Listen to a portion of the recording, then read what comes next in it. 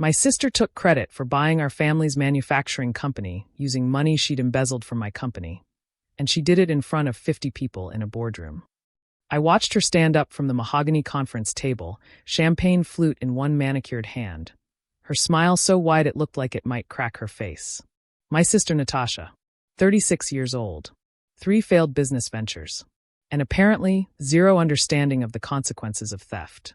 "Everyone, I want to thank you for being here today," she announced, gesturing around the boardroom like she'd just discovered a new continent. "This is a historic moment for Brennan Manufacturing. Today, I'm officially acquiring the company, and I'm doing it with help from my generous sister, who provided the capital." 50 pairs of eyes turned toward me. Board members, industry analysts, commercial bankers, company executives, all of them now looking at me with expressions somewhere between admiration and awe. I felt my throat tighten. Natasha continued, her voice dripping with false humility. "I couldn't have done this without her. My sister Melissa has always supported my dreams. Today, she believed in mine, and now we're going to take Brennan Manufacturing to the next level." Applause erupted. People were smiling. My mother, sitting 2 seats down from me, was crying happy tears. Our father, God rest him, had passed 3 years ago, and this moment my mother thought was the culmination of everything he'd built, was being presented as Natasha's triumph. Except Natasha hadn't provided the capital for anything. I had not lent her a single dollar. And the money she'd used to acquire our family's manufacturing business came from somewhere very specific, my company's operating accounts. I stood up. The applause faltered. Everyone turned to watch me rise from my seat in my Navy Power suit, my blonde hair in a neat bun, my expression somewhere between confusion and fury. "Natasha," I said quietly, "can we review the funding sources for this acquisition in my office? Right now." Her face went white. Actually white. The kind of white that tells you everything you need to know about whether someone expected to get caught. "Melissa, this isn't the time," she started. "I think it's exactly the time," I interrupted. "Everyone here deserves to know exactly how this acquisition was funded. Don't you agree?" My lawyer, Sandra, was already standing beside me. She'd been sitting in the back of the room, just in case. That's what happens when you start noticing discrepancies in your company's financials, and you hire a forensic accountant who finds 6 figures worth of unexplained wire transfers. You start keeping a lawyer in the room at all times. The boardroom went silent. "Let me explain what's happening here," I continued, my voice steady despite the hurricane of rage moving through my chest. "My sister did not provide capital for this acquisition. She stole it. From me. From my company. And then she moved that stolen money through shell companies and cryptocurrency transfers to make it look legitimate." My mother's face crumpled. "Melissa, what are you talking about?" "I'm talking about the fact that Brennan Manufacturing was being sold because it was in trouble. Deep financial trouble. And dads will specify that the company could only be sold to a family member or it would go into receivership." Natasha knew that. She also knew that I'd recently had significant cash flow in my company, Whitmore Design Solutions. We'd just completed a massive contract with Google. I pulled out the folder Sandra had prepared. Photographs of transaction records. Bank statements. Email exchanges between Natasha and various cryptocurrency brokers. She transferred $4.2 million from my company to 3 different shell companies over the course of 8 months. Then she used that money to acquire Brennan Manufacturing. "This is ridiculous," Natasha said, but her voice was shaking. "Melissa, you're just upset that I'm finally succeeding at something. You've always been jealous of my potential." "Your potential?" I laughed, the sound sharp and bitter. "Natasha, you've bankrupted 3 businesses. 3. And each time, investors lost money. Each time, suppliers went unpaid. Each time, you walked away and started something new. This time, you decided to steal from your sister." The room was absolutely silent now. The kind of silence where you can hear the air conditioning and the distant sound of Denver traffic from 20 stories below. "I have the transaction records," Sandra said, stepping forward with her own folder. "I have forensic accounting documentation. I have wire transfer confirmations. I have communications between Ms. Natasha Brennan and various money laundering services. Yes, that's what these cryptocurrency brokers are, actually facilitators of financial crimes. And I have contacted both the FBI's White-Collar Crime Division and the Colorado District Attorney's Office." Natasha's face went from white to gray. You called the FBI, she whispered. Of course I called the FBI, I said. You're a federal criminal. You committed wire fraud, identity theft, money laundering, and theft. You stole millions of dollars from my company to buy a family business that should have come to me anyway. Should have come to you? Natasha's voice rose. Dad left the manufacturing company to be split equally between both of us. We were supposed to make the decision together. No, I said calmly. Dad left it to be managed by whoever could keep it solvent. He knew you weren't capable. He knew I was. That's why his will specified that any sale had to be approved by the majority shareholder, me, and that the proceeds had to stay in trust for family interests. He didn't want his life's work destroyed by your recklessness. Sandra placed a copy of the will on the table.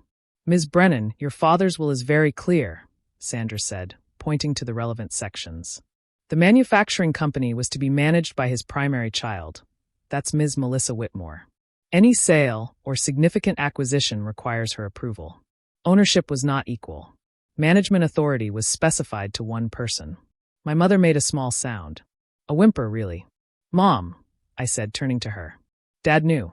He loved Natasha. But he also knew she would destroy everything he'd built if he gave her equal authority.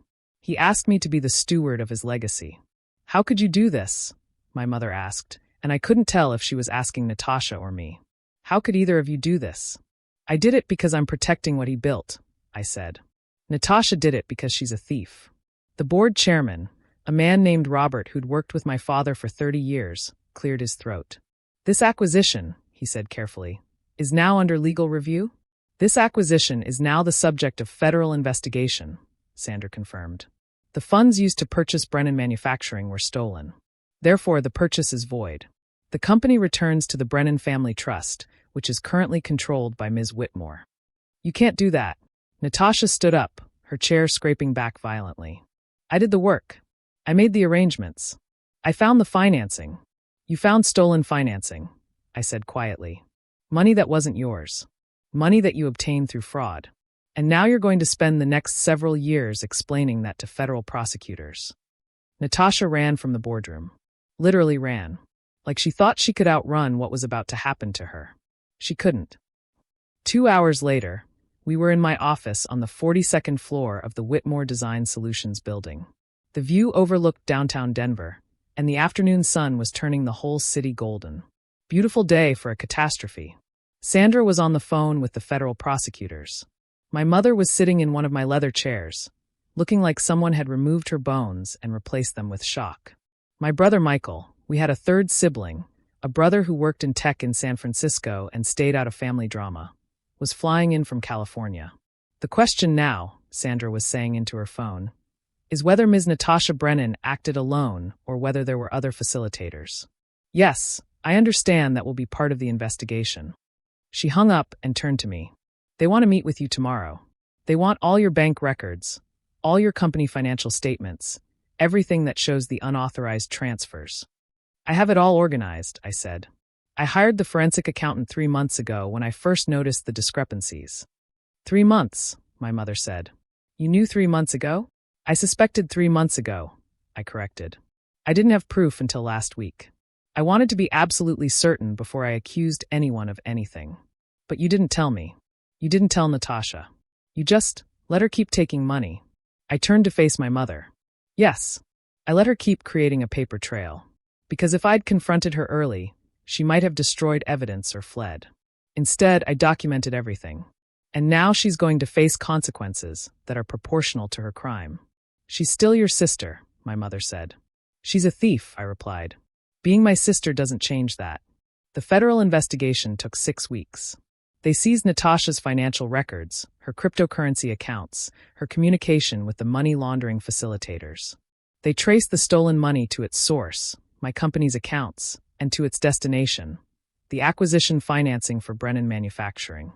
Natasha hired a lawyer, a very expensive lawyer, but there was nothing the lawyer could do. The evidence was overwhelming. The wire transfers had her authorization codes. The cryptocurrency purchases had her digital signatures. The shell companies had her name buried in the corporate paperwork, exactly 1 layer deep, like she'd thought that would be enough to hide it. It wasn't. She was arrested on a Friday morning, charged with wire fraud, money laundering, and theft. The U.S. Attorney's Office was seeking a sentence of 8 to 12 years in federal prison. My mother didn't speak to me for 2 months after that. Then one day she called. "Melissa? It's Mom. I need to talk to you." We met at a coffee shop in Cherry Creek. Not neutral territory exactly, but as close to neutral as we could get. My mother looked like she'd aged 10 years. Her hair, usually carefully colored and styled, had grown out and gone gray at the temples. Her hands shook as she lifted her coffee cup. "I owe you an apology," she said. "A big one. I knew something was wrong with Natasha. I've known it for years. But she's always been so charming, so convinced that the next venture was going to be the one. And I kept hoping. I kept hoping she'd prove me wrong." "Mom," I started. "Let me finish," she interrupted. "I knew she was spending money she didn't have. I knew she was in debt. And when your father died and he left the manufacturing company specifically under your stewardship, I was angry with him. I thought it was unfair to Natasha. I thought," her voice cracked, "I thought I understood her resentment. I waited. I didn't understand it. I didn't see that resentment had turned into something darker. Into entitlement. Into the belief that she was owed things because life had been unfair. But Melissa, you didn't make it unfair. Dad didn't make it unfair. She just couldn't handle not being the most successful one. Natasha's going to prison," I said quietly. "For a long time, probably. I know. And you're the reason. You caught her.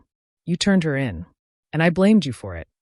I did it because she was stealing from me," I said. "I did it because she was going to destroy Dad's company and everyone who worked there. I did it because I couldn't let her get away with a crime just because we shared DNA." My mother reached across the table and took my hand. "I know. And I'm sorry I didn't support you immediately. I'm sorry I made you feel like protecting yourself and protecting your father's legacy was somehow a betrayal of family." We sat together in that coffee shop for an hour. We didn't solve everything. We didn't suddenly become the close family I'd always wanted. But we started to understand something important. Love and boundaries weren't incompatible. You could love someone and still refuse to be victimized by them. Natasha pleaded guilty to all charges. She received 10 years in federal prison and was ordered to repay $4.2 million to my company. She'll be 76 when she gets out. Brennan Manufacturing, properly under my stewardship, is thriving. We restructured the debt my father had accumulated in his final years. We brought in new management. We modernized the facilities. Last quarter, we had our best revenue in 15 years. I kept my role as steward of the family legacy, just as my father had intended. The FBI investigation revealed that Natasha hadn't acted entirely alone. She'd had help from a cryptocurrency broker who was running a sophisticated money laundering operation.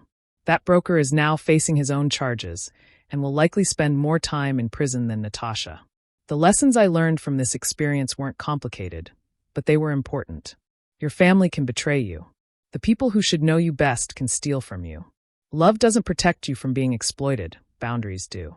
I think about the moment in that boardroom when Natasha tried to take credit for something she didn't do. When she tried to claim my money, my work, my success as her own. And I think about the fact that I stood up immediately and challenged her. I didn't let the moment pass. I didn't worry about being rude or causing a scene. I protected what was mine. That's the part of this story that matters most. Not the theft. Not the federal investigation. Not the prison sentence. The part that matters is that I refused to be victimized quietly. I stood up. I spoke the truth. And I held her accountable. My father would have approved.